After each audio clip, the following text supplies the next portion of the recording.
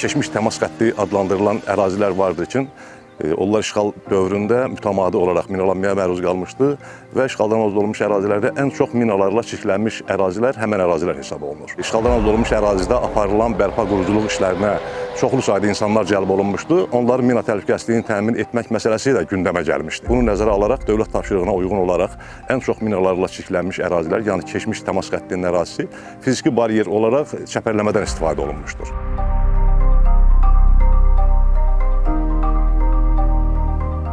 So what we do, we mark the area with a standard of international IMA standard.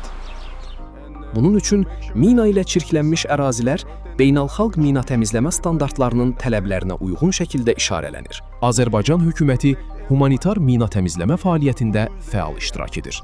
Hökumət ölkənin mina təhlükəsindən azad olunması və gələcəkdə əhalinin ölkə ərazisindən təhlükəsiz şəkildə istifadə edə bilməsi üçün bütün imkanlarını səfərbər edir. Mina təmizləmə sahəsində dünyada vahid yanaşma və eyni standartlardan istifadə mövcuddur. Kamboca, Cənubi Koreya, İsrail və Afrikada, Angola kimi ölkələr də mina təhlükəsi ilə mübarizədə eyni sistem və beynəlxalq standartları tətbiq edirlər. In Africa we have Angola. Also, they are using the same system. Mina təmizləmə əməliyyatları mərhələli şəkildə aparılır.